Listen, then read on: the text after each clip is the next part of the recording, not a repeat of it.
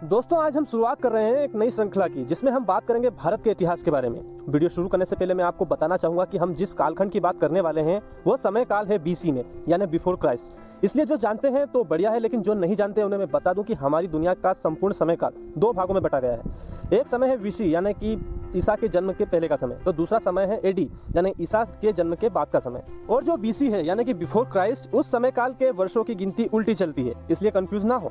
तो आइए दोस्तों शुरू से शुरू करते हैं। लगभग 334 ईसा पूर्व अलेक्जेंडर का विजय अभियान शुरू हो चुका था, जिसमें महान सिकंदर ने फारसी साम्राज्य पर विजय पाने के बाद भारत की ओर अपना रुख किया। उस समय भारत देश में अलग अलग राजाओं के 16 डिवीजन थे, जिनमें नंद वंश भी शामिल था, जिसके राजा थे धनानंद। और ये वो ही धनानंद है जिसे सत्ता से हटाकर महान चंद्रगुप्त ने आचार्य चाणक्य की सहायता से मौर्य साम्राज्य की स्थापना की थी, जिनके बारे में हम अगले वीडियो में बात करेंगे। सिकंदर लगभग 324 ईसा पूर्व भारत के नजदीक आ चुका था। उस समय भारत के पश्चिम यानी पंजाब का वह क्षेत्र जो आज पाकिस्तान में है, उस क्षेत्र पर राजा पुरुषोत्तम का राज्य था, जिन्हें पौरुष भी कहा जाता था। साथ ही उन्हीं का ममेरा भाई था अंबी कुमार, जो राजा पोरस से जलन का भाव रखता था। उसका राज्य भी उसी क्षेत्र में था। कहा जाता है कि जब अलेक्जेंडर भारत के नजदीक आया तो उसने अंबी कुमार की विशाल सेना देखी तो भयभीत हो गया। लेकिन जैसा कि मैंने पहले कहा था कि राजा अंबी की राजा पोरस के प्रति जलन थी, और साथ ही उस समय अलेक्जेंडर की ख्याति दूर दूर तक फैली हुई थी। इसलिए राजा अंबी ने अपना दिमाग चलाते हुए अलेक्जेंडर के आगे दोस्ती का हाथ बढ़ा दिया।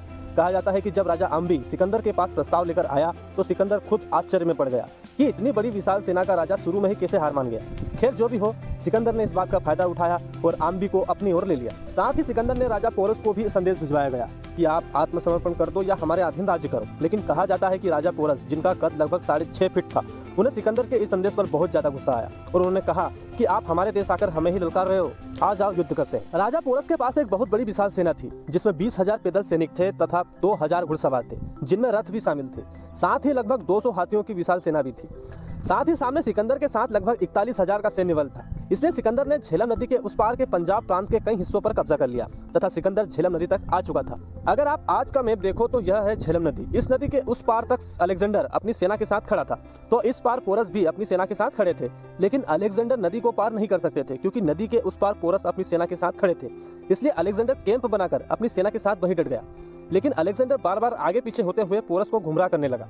इसलिए कई दिन बीत गए, लेकिन अलेक्जेंडर नदी पार नहीं कर पाया। अब पोरस को भी लगने लगा था कि अलेक्जेंडर उन्हें मूर्ख बना रहा है, क्योंकि झेलम नदी की चौड़ाई उस समय लगभग 1.5 मील थी तथा यह नदी बहुत गहरी भी थी। इसलिए पोरस ने सोचा शायद अलेक्जेंडर यूं ही परेशान होकर वापस भाग जाएगा। लेकिन अपने मन में विश्व विजेता की चाह लिए अलेक्जेंडर, जो इतनी दूर से आया था, वो इतनी जल्दी हार मानने वाला नहीं था। उसने एक योजना बनाई, जिसके तहत अपने जनरल क्रेटेरस को वहीं सेना के साथ छोड़ दिया तथा खुद एक सेना की टुकड़ी लेकर झेलम नदी के उत्तर की ओर चला गया। कहा जाता है कि अलेक्जेंडर ने पोरस को गुमराह करने के लिए एक सैनिक को अलेक्जेंडर के कपड़े पहनाकर सेना के सामने खड़ा कर दिया, ताकि पोरस को लगे कि अलेक्जेंडर वही है। उसकी यह योजना काफी सफल भी रही। उसने उत्तर की ओर जाकर झेलम नदी पार कर ली, लेकिन संयोगवश तूफान के कारण वो गलत द्वीप पर उतर गया, जहाँ पर उस द्वीप पर मौजूद सैनिकों से लड़ाई भी करनी पड़ी। हालांकि वह जीत गया, लेकिन अब तक राजा पोरस को खबर लग चुकी थी कि सिकंदर ने नदी पार कर ली है। इसलिए पोरस ने अपने बेटे को एक सेना की टुकड़ी के साथ भेजा, लेकिन अलेक्जेंडर ने उस टुकड़ी को हरा दिया तथा उस झड़प में पोरस के बेटे की जान चली गई। इसलिए अब पोरस और अलेक्जेंडर की सेनाएं आमने सामने खड़ी थी, और यह समय है लगभग 326 बीसी का। और शुरुआत होती है एक भयंकर युद्ध की। उस समय अलेक्जेंडर की सेना के हर एक सैनिक के पास कवच थे, जो छोटे मोटे हमले सहन कर सकते थे। लेकिन पोरस की सेना के कुछ सैनिकों के पास भी कवच थे, लेकिन पोरस के पास एक बहुत बड़ी हाथियों की सेना थी, जिसे अलेक्जेंडर के सैनिक पहली बार ही देख रहे थे। अलेक्जेंडर की सेना में अधिकतर घुड़सवार तथा पैदल सैनिक ही थे। शुरुआत में पोरस की सेना ने भयंकर उत्पात मचाया, जिसमें अलेक्जेंडर की सेना के कई सैनिकों की जान गई। जैसा कि आप इस फोटो में देख सकते हो, सभी सैनिक हाथियों के ऊपर है, जो दुश्मन सेना पर हमला कर रहे हैं। काफी ऊंची पोजीशन होने के कारण अलेक्जेंडर के सैनिक उन तक नहीं पहुंच पाते थे। शुरुआती हार के कारण अलेक्जेंडर की सेना का मनोबल टूट चुका था, लेकिन किस्मत ने अलेक्जेंडर का साथ दिया और युद्ध के दौरान बहुत अधिक मात्रा में बारिश हो गई, जिसके कारण आसपास की सभी जगह पर कीचड़ मच गया, जिसमें पोरस सेना के रथ फंसने लगे। जबकि अलेक्जेंडर की सेना के पास घुड़सवार सैनिक ज्यादा थे, जिसका नतीजा यह हुआ कि अब अलेक्जेंडर की सेना युद्ध में वापसी करने लगी। हाथियों से बचने के लिए अलेक्जेंडर ने एक योजना बनाई कि हाथियों की आंखों पर वार किया जाए या महावतों पर हमला किया जाए, जो हाथियों को कंट्रोल कर रहे हैं। बिल्कुल वैसा ही हुआ। हाथियों पर भाले से हमला किया जाने लगा, जिनके परिणाम स्वरूप हाथी बेकाबू होने लगे और अपनी ही सेना को कुचलने लगे। साथ ही अलेक्जेंडर की दूसरी सेना भी झेलम नदी पार कर चुकी थी, जिसके परिणाम स्वरूप पोरस की सेना में हड़कंप मच गया। कई सैनिक मैदान छोड़कर भागने लगे, लेकिन महान पोरस अपने युद्ध में लीन थे। वे खुद ही एक हाथी पर सवार होकर बड़े ही साहस के साथ युद्ध लड़ रहे थे। उनका साहस देखकर सिकंदर भी सोच में पड़ गया और सिकंदर ने अपना एक शांति दूत भेजा। लेकिन उस दूत को देखकर पोरस इतना गुस्सा हुए कि उन्होंने उस दूत को एक भाला फेंक कर मारा। हालांकि दूत बच गया और सिकंदर के पास वापस भागा।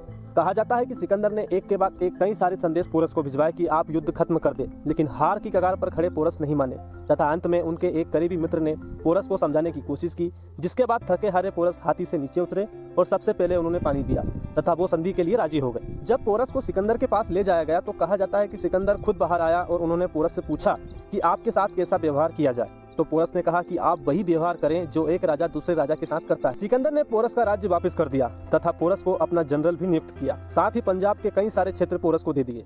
हालांकि यह युद्ध पोरस हार गए थे, लेकिन इस युद्ध में पोरस ने अलेक्जेंडर को लोहे के चने चबा दिए थे, जिसके बाद पोरस की सेना से अलेक्जेंडर की सेना पहले ही घबरा गई थी और सेना में विद्रोह शुरू हो गया। सेना ने अपने राजा सिकंदर को समझाया कि भारत में अभी भी 15 डिवीजन बाकी हैं, जिनमें नंद साम्राज्य भी है और इन्हें हराना और भी कठिन होगा। तथा अंत में सिकंदर मान गया और वापस चला गया और जीते हुए क्षेत्रों पर अपने जनरल नियुक्त कर दिए। हालांकि इन जनरलों की सत्ता ज्यादा दिनों तक चली नहीं, क्योंकि महान चंद्रगुप्त मौर्य ने इन्हीं जनरलों को हराकर मौर्य साम्राज्य में विलीन कर दिया। एक सबसे महत्वपूर्ण बात है जो मैं आपको बताना चाहूंगा कि ये सारे जितने भी रिसोर्सेस या डाटा मिले हैं उनके साथ ब्रिटिश छेड़छाड़ हो चुकी है, यानी हमारे इतिहास के कई सारे रिसोर्सेस को अंग्रेजों ने बदलने की कोशिश की है।